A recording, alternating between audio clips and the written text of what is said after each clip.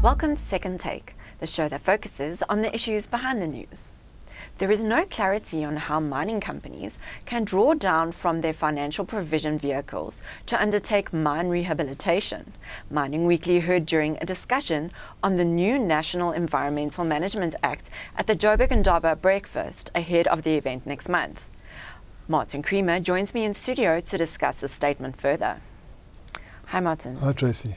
What has sparked this statement? You know, there have been a lot of stakeholder meetings between the various stakeholders, the government particularly and business, and then you've got a lot of members of the legal fraternity and the auditing profession, all trying to work out how they're going to deal with this issue of drawing down funds from a trust in order to rehabilitate and to also make sure that you leave the mine in the state that it should be.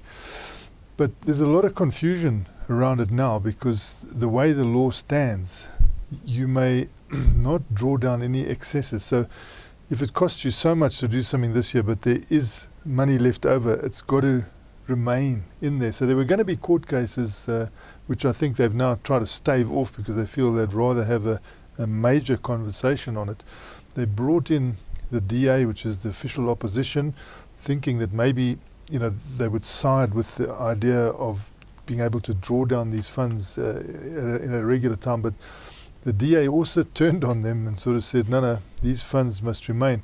So there's a lack of clarity now around the drawdown possibilities of excesses that are left in this fund, particularly these trusts. How is this impacting mine rehabilitation?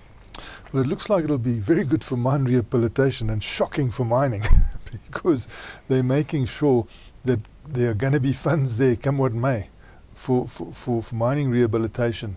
Even the excess funds, they want there. They don't want anyone to touch those funds. There seems to be a sacrosanct situation with those funds, which is rather understandable. But what is happening now is that although you've put money into this trust, when you rehabilitate on an annual basis, you must also pay for that. So the mining companies sort of pay twice. They put money into a fund, but then when there's an excess there, they're not allowed to use that. It's got to remain, and they must then foot the bill for whatever has to be done. This is how I understand it. It's quite complex. And then why is it believed that the DMR and the opposition Democratic Alliance are against relooking the current reiteration of these financial provision regulations? Well, I think it's around suspicion, which is quite pervasive in this industry. There's not much trust. There's a bit of a trust deficit between the mining industry and citizenry. And so they are worried that there will be a temptation by these mining companies, if they're allowed to get their hands in that cookie jar, that they might be doing it in an irregular way. Or then they might be bringing in fake reviews of what has been rehabilitated, and perhaps there's no time for the officials to go and check on it, and they're pulling money out of this. But the big worry is that these mining companies might run into financial difficulty at some stage. They might have to be liquidated, and neither the Department of Mineral Resources nor the DA want to be accused then of allowing mining companies to get away with having their hands in the cookie jar in an irregular way, and the country is then left with a big hole that needs to be filled and rehabilitated and restored to what it was. So I think they're both cautious and both looking to the interest of their voters. But I think that things could be done to try and sort it out. How do you believe mining companies should proceed? Well, one of the proposals being postulated by various professionals in this is that they look at it on a yearly basis, and so you get this yearly rehabilitation rather than a big bang at the end, which is the best way to go. And at the same time, you see exactly how much is spent in that year, whether you've covered that rehabilitation cost.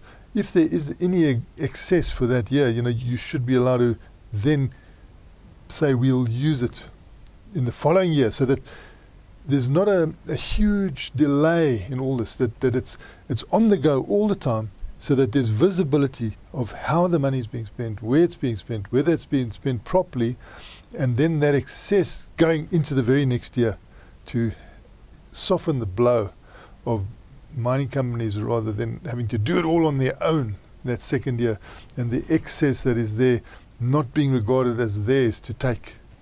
Thanks, Martin. It's a great pleasure, Tracy. That's it for today. Join us again next week for more news analysis on the South African mining industry.